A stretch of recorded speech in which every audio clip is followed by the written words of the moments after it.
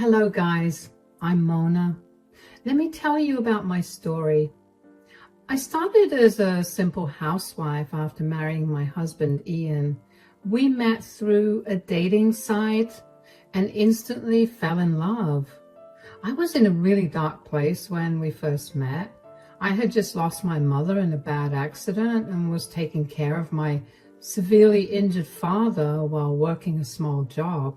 Ian came into my life and showered me with care and affection. I thought it was all real. My dad, too, loved him like his own son. None of us knew back then that Ian would turn out to be a horrible man. The incident that I'll talk about happened much after my father passed away. Ian and I had already gotten married by then. Ian was working a decent job but also trying to establish his own business. His father, Jeremy, also had a business, but Ian never wanted to be a part of it. It was Ian's dream to have $1 million business that he would completely build from scratch. My father actually helped him out with a lot of money so that he could start his own company. Actually, you can say that my inheritance was cut in half because of the money my father gave him. He had really loved Ian and thought that he would make me happy. But fate had other plans. I quit my job and stayed at home after our marriage. It was actually Ian who insisted on me leaving my job. He said, "Your father is getting sicker, Mona. You need to be around him more." "I don't know how I'll handle everything, Ian. I have to go to work, take care of our home and take care of my father as well. It's honestly draining me." "Why don't you just quit your job? I can support us." "Really? You would do that? Won't that be a problem?" "No, Mona, it won't be a problem. My father-in-law is helping me build my own business. The least I can do is to make sure he gets to spend as much time with you as possible." Back then, Ian's sweet gesture had warmed my heart. We had multiple discussions and in the end agreed that it would be okay if I left my job. It's allowed me to have more time with my father and I'm still grateful for that. But I had failed to realize that Ian wasn't the man I thought he was. He changed into a different man after my father died. He started to yell at me for small things and didn't even show affection anymore. I was already drowning in sorrow and he was of no help. Back then, I thought that all the stress was from Ian trying to establish his business. He was quite close to launching it after my father died, so I blamed it all on work pressure. Instead of relying on him for comfort, I decided to do something nice for him.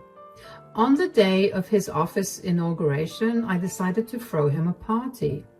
He didn't want me at the office inauguration, so I decided to just have a surprise party at home to show him how proud I was of him for working so hard. Guys, I had meticulously planned this party and did my level best to surprise my husband. He was busy preparing to launch this business and I wanted to reward him for that. I had noticed that he had become a little distant from me, but I chalked it up to him being busy with the business, so I ignored that red flag and happily went on to make a huge arrangement for a surprise party. I invited all our close friends and family members. I personally went to several vendors to get the best supplies for everyone. I put in a lot of effort and wanted to do something special for my husband. I sometimes wish I wouldn't have wasted my time like that. I did manage to arrange a grand party, but I never expected to be turned into a fool on that very day. On the day of the party and office inauguration, I told my husband that he needed to come home soon. He was very irritated and didn't even want to talk to me. I did my job and worked around the house quietly while he got ready to go to work. When he was almost done with breakfast, I said, "Honey, you need to come home early today. Please come home as soon as the office inauguration is done." "I don't have lots of free time to come home early, Mona. I have things to do and a business to run." I know that, Ian. You're working very hard and I can see that. You know I won't ask you for anything unreasonable. Well, you're being unreasonable right now. I am a busy man, so you can't just expect me to come home whenever you demand. It's just one day, Ian. Can't you do this for me? It's inauguration day anyway, so you won't have a lot of work. You are asking me to sacrifice my work to come home early for you? Have you ever stopped to think about what puts food on your plate? No. Why would you care? You are just a housewife. I guess it's wrong for me to expect you to care when all you can do is make demands. I'm not demanding anything, Ian. It's a simple request. I never ask you to sacrifice work for me. It's something important. That's why I'm asking you to come home early. Fine, I will come early. Now, can you please shut up and let me have my breakfast in peace? You don't have anything to do, but I will be slaving my butt off at work. At least let me eat in some silence.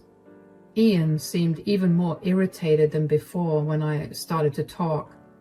His tone was extremely bad and his mood wasn't all that great either. The way he spoke to me and dismissed me really hurt my feelings. He even gave me a little lecture about how I don't know what he goes through because I was a housewife. It was demeaning, but I let it go. I had a habit of letting things go because I was in love with my husband. I didn't want to lose him, so I kept my head down and did whatever he wanted me to do. I'm sure any woman in my shoes would have been extremely offended and even started a fight with their husband that morning. Now that I think back on it, I definitely should have fought with him. At least that way, I wouldn't have been a complete doormat to him. But what I did that morning was shut my mouth and let my husband have his breakfast in peace. I did exactly what he wanted. He was already in a bad mood and I didn't want to make him any angrier.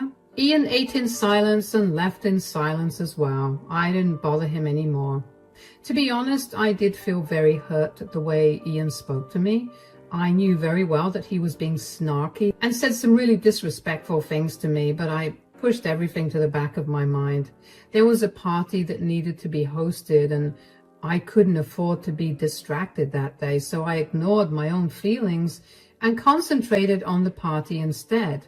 I had planned to speak to Ian privately a day after the party to address some issues that had arisen in our relationship. I stupidly thought that he would understand and try to be more mindful. And with that false hope in mind, I put on a happy face and made the final arrangements. The party started at the house even before Ian had arrived. The plan was to decorate our backyard and have everything arranged after Ian left for work. The vendors did charge me a lot for last-minute preparations, but I paid out of pocket for it. I was using my dad's inheritance and wasn't taking any of Ian's money. I think I should make that clear here. Anyway, the guests arrived along with my father-in-law, Jeremy. He was appreciating my party planning skills when I heard Ian pull up to the house. I quickly went to get the door and welcomed Ian inside. He seemed to be still a little irritated, but didn't say anything as I led him to our backyard. Everyone yelled, "Surprise!" and cheers went up all over the place. Ian just looked at everything very stoically and then turned to me to say, "What is this? Did you arrange this?" "Yes, it is a surprise party that I arranged for you, Ian." "Why?" "Wait, don't tell me you're pregnant. Oh God, that would be the worst news ever." "What? No, I'm not pregnant, Ian. This is just a celebratory party for your business, Ian. Why did you react so negatively to it?" For a moment, I thought you would spring some kind of pregnancy news on me. Thank God you weren't able to trap me so easily. The way Ian was talking was starting to sound alarm bells in my head. He was really concerned I would end up revealing some pregnancy news to him. He was afraid that the party was a way to announce that he would be a father. What was exceptionally bizarre was that he was scared to have a child with me. He also said that my having a child would mean he would be trapped. Those sentences did not make sense coming from my own husband. I was a little shaken by his words and didn't know what to say, so all I could say was, "What do you mean, Ian? How would getting pregnant be bad news for you?" "You getting pregnant will definitely be bad news for me because of what I had planned to do today." "What have you planned to do, Ian? I don't know anything about it." "Well, looks like you are not the only one who arranged a surprise. I hate to have to do this publicly, but I see no other way now. Here, these are for you." Ian handed me a bunch of papers right in front of everyone. I was really confused and looked down to see what those papers were about. I didn't have to read far to know what Ian had handed me.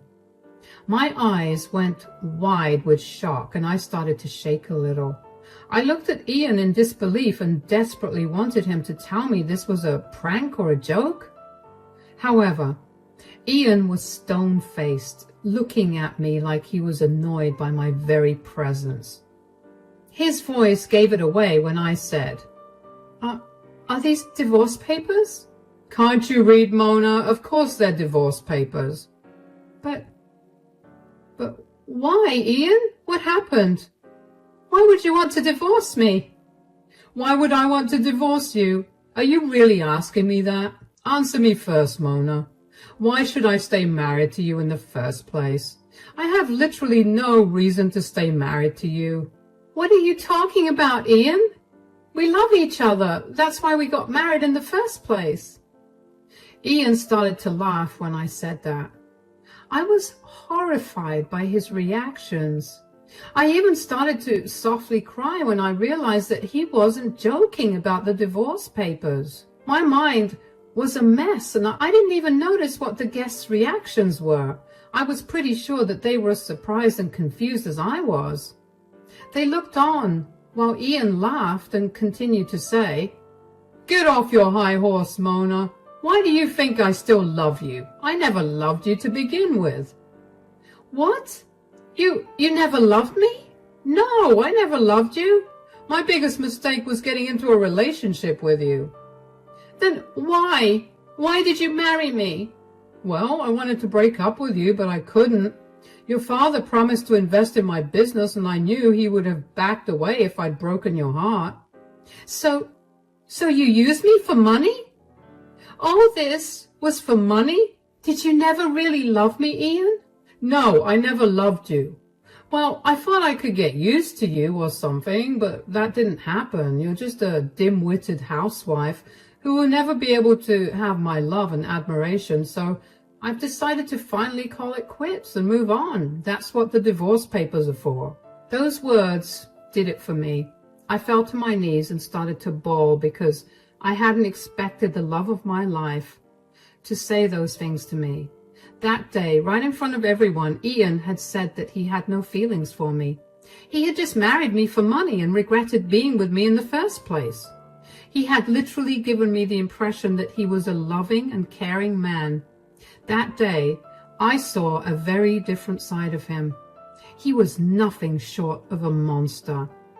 Ian was a cold, calculating, evil man who had nothing but greed in his heart. And I had wasted 5 years of my life on a man like that. My heart broke so badly that I could barely hold back my tears. Right in front of everyone, I cried my eyes out while my friends rushed in to calm me down. I was in such a bad state I couldn't even speak, but I did hear my father-in-law take a stand for me. I heard him say, "Are you insane, Ian? What on earth are you talking about?" "I only told the truth, Dad. It's too bad Mona can't handle reality. I'm done pretending I love and adore my wife. She's nothing but a useless woman." "I didn't raise you to treat women like that, Ian. You have really crossed your limit and said some horrible stuff about Mona. This is unacceptable. I can't believe my son had grown up to be such a greedy and selfish man." "Oh, please, Dad, there's no need to lecture me. I did what I had to do to establish my business." I have already said that I tried my best to be with Mona and adjust, but she's just too dumb and useless for me. How dare you call your own wife dumb and useless, Ian? Have you forgotten what she had done for you? She literally took care of you for 5 years, and now you are saying that she's just useless? Come on, Dad. Being a housewife is not a big deal. Yes, she took care of me in my house, but I also fed her in return. I gave her financial security that she could only dream of since she wasn't capable of anything. You are dead wrong, Ian. Mona is much more capable than you are. You are just being a blind and prejudiced man. If she's such a cat, she can find herself another man or maybe a job. I'm not going to stay with her any longer. I have my own business now, and all I need is a smart wife who would help me run my business. A girl like her is only good for middle-class people with 9-to-5 jobs. Jeremy and Ian had a huge fight, and they argued for quite a while. Things got pretty heated between them, and people had to step in and separate them. Though my guests helped break up the fight between Jeremy and Ian, they were on my side. Most of our guests were vocally telling Ian that this was a bad idea and that he was making a huge mistake. A lot of my friends and even his own family members berated him for what he was doing. Ian remained stoic and only kept saying that he deserved someone better, and a businessman like him wouldn't be with a dumb woman like me. After what felt like ages, I got up from the ground and looked at Ian to say, "You really regret marrying me, don't you, Ian?" "Yes, I regret marrying you. But maybe it was a good thing because I wouldn't have your father's help otherwise." "So, I was only good for the money, wasn't I? You don't feel anything for me and think I'm a dim-witted woman." "That's right. You're just a housewife who's of no use to me anymore. Don't try to beg me to stay, Mona. It won't work on me." "Very well then, Ian. If that's what you think, I won't beg you to stay. You want a divorce, right? Fine. I'll give it to you. As long as your terms are fair, I won't fight the divorce." Ian seemed satisfied with my answer and said that he expected me to hire a lawyer and set up a meeting, saying that he simply retreated to the house and didn't even look back. He didn't care about the party I had set up. Maybe I was stupid for thinking that, but I had spent a lot of effort hosting the party. Ian cared nothing about it. All he wanted was to get away from me. He didn't like that his guests, including his own family and friends, were speaking against him, so he didn't even bother to stay. After he whirled around and left, I started to cry again. People came to my side and comforted me as long as they could. I requested them to have dinner before they left because I didn't want the food to go to waste. We actually sat down for dinner where everyone advocated for me and told me how they thought Ian was being a horrible man. Some of them even offered to talk to Ian and drill some sense into him. I politely declined. The dinner went on and Ian didn't even bother to show up. After everyone left, I simply went to the guest room to sleep. In the next few days, I moved out of the house and into a friend's place. The house was in Ian's name and he had inherited it from his grandfather before our marriage, so I had no claim to the place. I had to leave anyway, so I left as soon as I could. I didn't want to be around him anymore. He mostly ignored me, but every time I looked at him, I was reminded of his betrayal and his nasty attitude. So when my friend offered me her place until I got a job, I immediately took the chance and left. After I moved out, Jeremy wanted to speak to me one day. We met in the local cafe and talked. Jeremy said, "I'm sorry for what my son has done, Mona. I can't believe I raised a horrible man like that. I don't even know where I went wrong." "It's okay, Jeremy. There's no use blaming yourself. It's not your fault. This is all on Ian." "You're right, Mona. You know, when he introduced you to me and my wife, we were thrilled to know you. We knew you would make our son very happy." "Well, looks like I failed to do that, Jeremy. I let down both of you." "Don't be ridiculous, Mona. My wife would be turning in her grave if she saw how badly Ian treated you. You actually did a good job. Without your help and support, he wouldn't have been able to start his stupid business. Your contribution to his life is something he just can't appreciate. It's his loss, actually. I have accepted that my contribution means nothing to him, Jeremy. In his eyes, I'll always be a useless housewife. At that point, I had tears in my eyes again. I don't know why I cried for a nasty man like Ian. Maybe I was just crying for my own hurt self. You might think that I don't have any self-esteem, but that's not true. I knew I had been disrespected. Those tears were for my innocent self, who thought she could have a happy life with Ian. Seeing tears in my eyes again, Jeremy's face softened and he said, "Do you want me to speak to Ian again, Mona? I can do that, you know. Maybe I'll call some of his friends and family and make him see that he's wrong." "No, Jeremy. I really appreciate your help, but I don't want that. I can't forget what he said to me. Jeremy, I think it's better for me to move on." "So, you're dead set on a divorce?" "Yes. This is the only way. I don't want to be shackled to a man who doesn't want me. I will figure out something for myself." "Well, I can help you with that, but you have to promise you won't deny help." "Do you really want to help me, Jeremy? What will you do?" "I've been doing some thinking, and I want you to come work for me." I was a little taken aback by what my father-in-law said. If I had heard him correctly, he was telling me that he would like me to come and work for him. Jeremy actually had his own business, so that's how he was able to offer me a job. But it was still absurd to me. I said, "You are offering me a job? But why?" "Because I see potential in you, Mona." "I still don't understand why, Jeremy. I'm just a housewife with very little experience in any field of work. Why would you want to hire me?" "As I said, Mona, I see a lot of potential in you. I know that you dropped out of college after your mom's death because you had a hard time coping with your grief." How did you know?" "Your father and I had become good friends, you know. He used to share everything with me. He really wanted you to go back to college and explore your skills. I think you should do that now. And I will help you too." Jeremy explained his plan to me in detail about how I could be able to get my life back together. I was a little surprised that he knew about me going to college.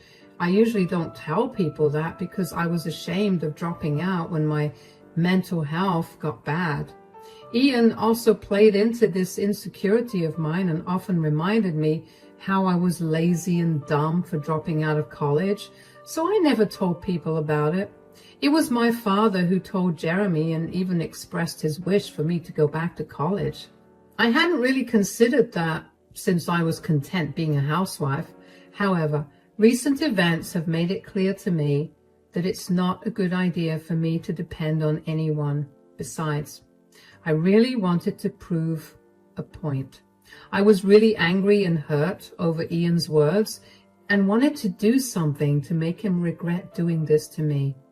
So I accepted Jeremy's offer, but I was still skeptical about college. I said, "I don't know about college though, Jeremy. I don't have much money anyway. I'm pretty sure whatever I have left from my dad's inheritance will be gone to hire a lawyer. Then I would have to sustain myself till I get alimony." "Oh, you don't have to worry about that, Mona. You can join straight away, so you will be on a payroll soon. You can also take classes once the divorce has been finalized and Ian buys you out of the company." "But if you do that, you'll be going against your son, Jeremy. He might end up hating you and not speaking to you again." "Well, it'll be a good thing because I don't want to speak to him either. He has become a horrible person and my own morals wouldn't allow me to be in his company anymore. Our relationship pretty much ends here." I gave Jeremy some time to think about this. In fact, I needed some time to make a decision as well. In the end, we decided to go ahead with our plan. I started to work at Jeremy's company while also preparing for a divorce. Getting a divorce was fairly easy because it was a mutual divorce. Ian didn't put up a fight when I asked him for 50% of his company. He had plenty of money stashed away from his last job because he had been planning to leave me for a while. Since Ian's company was in its infancy, Ian thought it would be the best time to buy me out. He was confident that his business would make big profits, and when that happens, the money he spent on me wouldn't matter. Anyway, the divorce happened in the next 8 months. Ian and I didn't stay in contact. He did get to know about my new job in his dad's company. He had made a rude comment about how I can only get a job through charity and will always work under someone. The comment would later come to haunt him. 3 years passed and I started to slowly take over Jeremy's business. I went to college with the money I got from my divorce. After completing my degree in business studies, I started to take active control of Jeremy's company at his insistence. By then, he had been completely cut off from Ian, who didn't want him around anyway. I guess he was a little ashamed that his father ran a small business, and that's why he never wanted to take over his father's company in the first place. Anyway, he had really put a lot of time and money into his company, but it didn't quite work as he had planned. His company was sinking, and he was actually deep in debt. It was fairly public news. I knew about it, and I used that opportunity to show him how wrong he was about me. Ian and I ran into each other at a business conference. He was stunned to see me and said, "Hey, Mona, nice to see you after so long." "Hello, Ian. It really has been a long time since I've seen you."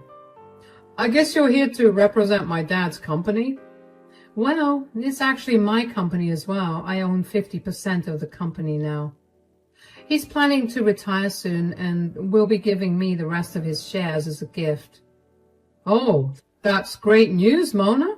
I can't believe my dad's company has grown so much these past few years." "Yep. We have opened multiple stores across the state. We have major plans for expanding it further." "I see. You have done well for yourself, Mona.